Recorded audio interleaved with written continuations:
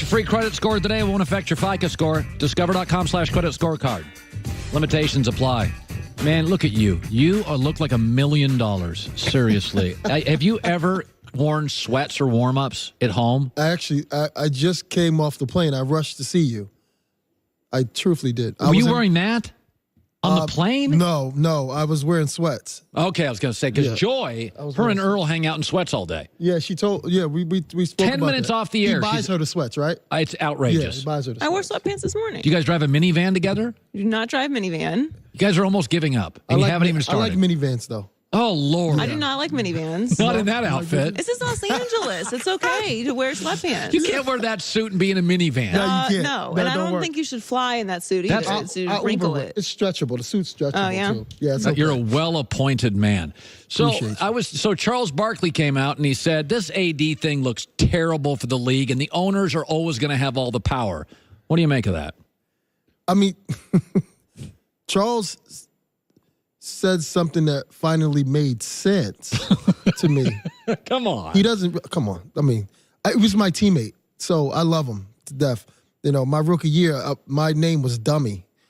And then That's what he called you? Yeah, Dummy. And listening to him for the past 20-something years, I think, the Dummy is the one that was speaking. But, Charles is my guy. But, yeah, for AD, it does look a certain... First of all, AD's never been healthy 82 games in 7 years. That's a fact. So, I mean, what are we really doing? Like, it's going to look bad because if he doesn't play, right, it makes the Pelicans look bad. It makes him look bad. The fans will get restless, whatever the case is. But if I was AD, I wouldn't. I would play because I'm young and I feel like playing, but I'm not healthy all the time. So and I don't want to be here. So if I get hurt, what do I do then? I'm stuck. Charles made another point. He said, he goes, all these clowns on TV saying it's great for the players getting all this power. Let me tell you something. It doesn't work that way. The boss never relinquishes power to the employee. Mm-hmm. It is interesting, though. There's been 3 athletes in my life where that wasn't true. Tiger Woods was as big as golf, if not bigger, as big. Michael Jordan was as big as the league. That is true. And I don't think LeBron's quite in that class. I don't think he's as powerful as Tiger was or as MJ in terms of he is the ratings for the sport. Mm-hmm. But I do think if LeBron retired tomorrow, it would be a 25% hit, 20% hit to the league. But I do agree with Charles that LeBron is one of these global, I guess, Ronaldo could be like that. Mike Tyson in boxing for about a 7-year stretch. Ali was certainly that in boxing. Yes. That we think that, the athlete's bigger than management. Generally, it's not. I mean, Charles Barkley was a huge star, and he's just a player. Yeah. Don't you think we all we look at LeBron and think this is the new NBA? But if LeBron retired tomorrow, most stars don't want to talk politics. Most are not going to be TV moguls. Right. Most are not going to do one-year deals. Most don't love the media. I mean, even James Harden broke up with the Kardashian. He's like, I don't want the TV circus. Right. That LeBron's just a historic outlier. He's definitely an outlier. Love Malcolm Gladwell. Because LeBron does it, doesn't mean everybody else can do it. Charles wasn't like that. Yeah. Right? Like, he was outspoken. I'm not a role model, all these different things. LeBron is just different. I don't think if LeBron, like you said, if LeBron retires tomorrow, there's nobody else that's going to carry that torch like he does. Kevin Durant has said, I just want to play basketball. Yeah. Which, by the way, one of the reasons I don't talk politics a lot, I just want to do sports. Right. I'm okay with people in this divided world. I'm okay with you not going into politics, going to your Twitter and have death threats. Well, it's different too, right? Because, see, in sports, you can analyze because you see all the information. In politics, religion, things like that, there's so many different things that are hidden that you don't know of, but you're only speaking your opinion on what you do know. So it's not really factual. It's just an opinion. Most of the time, yes. Most of the time, right? Yeah. When there's a story out today, Rob Parker said he thinks that LeBron and his group are the ones that put the story out that LeBron's groin injury is bad, so they've got an out if he loses. Yeah. I've always, Joy and I have been journalists long enough. Stories only get out when somebody wants them out. Right. Somebody leaked that story. because they wanted it out. Do you buy the argument? It's interesting that story is leaked by the LeBron side. If they don't make the playoffs, it's a little bit of an out. LeBron was hurt. It's very interesting to me. Now, if someone did leak that from his side, which they possibly could have, right? Yeah. It's a 50-50. We don't know. But we have to take an accountability that LeBron missed 18 games. He's never done that before. So they were in 4th place.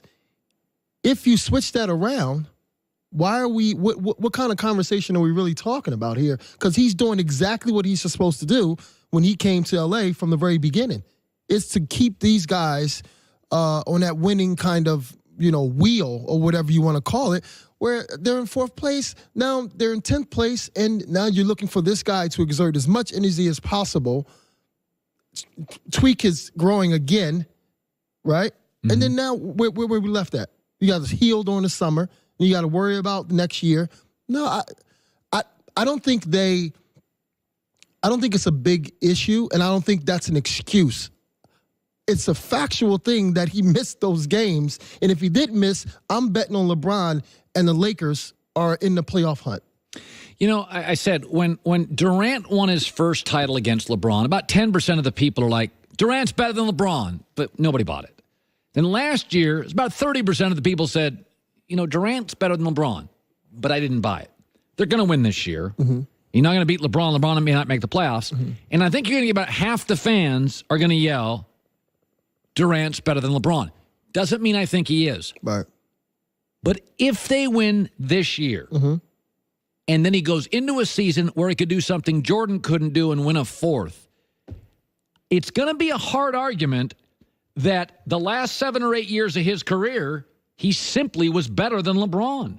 You're gonna have a lot of people, Coutinho, that are going to say, okay, time out. LeBron's an 8 seed. This guy's the finals MVP 4 years in a row. I do think in every argument there are tipping points. And they're going to win this year. Right. I'm going to go to New York. I've got a new arena. I got Steph, Clay, Kerr, Bob Myers, Draymond Green. Boogie will probably be gone. Don't you think if they win this year, you go into a season where there is a growing debate? Or do you think LeBron is miles ahead? Okay, so first of all, this isn't golf. It's not tennis. And in tennis, you have doubles sometimes. Kevin Durant, to me, is amazing. The best scorer in the history of the game. There's nobody that's better than him when it comes to how he scores. 7 feet tall. The last time I checked, basketball is a team sport. So who would you rather lead your team, Kevin Durant or LeBron James? Now, it's unfair to me, this is my opinion, it's unfair that great, it's a great debate, barbershop, cookouts, all this stuff, that, Durant's better than LeBron, look what he's done. Well, guess what? He's playing with 3 or 4 future Hall of Famers also. And before he got on that team, they won 73 games and they won a championship. So go to New York. If you do go to New York after you win this championship this year, take them to the finals, win it, and then we can have that debate. Right now, LeBron James is taking cats. No disrespect to everybody else he plays with, but he's taking, the get-along gang in Cleveland, Home Depot. He picks 4 guys from Home Depot up, and he goes to the playoffs. I just don't understand why this is a comparison at the moment. Do you think the Lakers roster is even good? I do. Take LeBron out. They lost to the Knicks and Cavs. How good's their roster? I just think that's youth. I don't think they're not good. I just think they don't know how to win. Like when I was with the Clippers, all right, I got recruited. I signed with the Clippers, and you had Elton Brand, who was 20-10 in his sleep. Corey Maggette, 20 points a game in his sleep. You had you had a really good team, but they weren't making the playoffs. 14 years in a row. I come. Boom, we make the playoffs. You add one with Sam Cassell as well, and we teach them how to win. We taught them how to win. What does that mean? Is it on the road, the hotel, the locker room? What does that mean? It's just about being a professional. They've lost the game the year before Sam and I got to the Clippers in 05-06. I looked at their roster and I looked at the games that they've lost, and they were losing games 2, 3 possession games where that's mental. That's judgment. That's bad decisions. It's all it is. So all you have to do is now you correct those little mistakes, and now the doubt in the fourth quarter when you're down a possession or 2 possessions is different because now you have guys that can hold you down. Okay, listen, we're not going to do this, Corey. We're not going to do this, Elton. We're going to dump it down to Elton. Everybody's spread out. It's more organized. There's less doubt for an individual. So when LeBron's on that court with those younger guys, that's what he's giving them. Yeah, he's not the 28, 29-year-old LeBron anymore, but he knows how to win, and that helps them out. Just like Kyrie Irving. To me, Kyrie Irving is amazing. But guess what? The Boston Celtics went without you to the finals, to the Eastern Conference Finals. It's a struggle right now, pretty much. I need you by yourself to see if you can lead people. And you are. Right now, you're Boston. Lead them. That's all. Most guys are. That's not what most players are. No, it's hard. In basketball, and also basketball's always been play with your friends. Mm-hmm. It's a group thing. Mm-hmm. Most guys want to hoop it. They don't want to deal with the media. I mean, people forget Michael Jordan at times had his own locker room. I mean, Michael Jordan was dealing with. Let's be honest about it. Even Kyrie Irving, I want to go play. I want to hoop it. I want to go out and hang out. Most guys don't want to. Leading's hard. Playing for these guys is almost natural. It's deep. It's very hard, and I don't think people really understand because when you're a fan and you're looking at the game, you're like, oh wow, that's easy. I can go do that. Why'd you miss that shot? Why'd you do this? But the greats like a LeBron James, like a Michael Jordan, even Scottie Pippen was so amazing to me. You have to think the game. Joy's fiance, smart. Earl Watson. He thought the game. Wasn't the most talented, couldn't dunk on people. He was smart. And you have to be smart. LeBron James is super intelligent, especially on that court. Yeah. What was it like traveling with Barkley? Was he just funny back then? He's always funny. Charles is always funny. Charles just, he has no filter. He's Charles. I interviewed him once as a player, and he was funny. Yeah, he's super funny. He loves telling stories. We'll go someplace, and he'll sit and he'll talk to people for hours.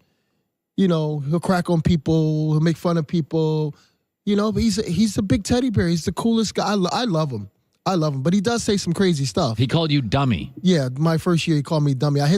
He passed me the ball. My very first game in the NBA against Golden State. He passed me the ball for a game winner. And that was my first game.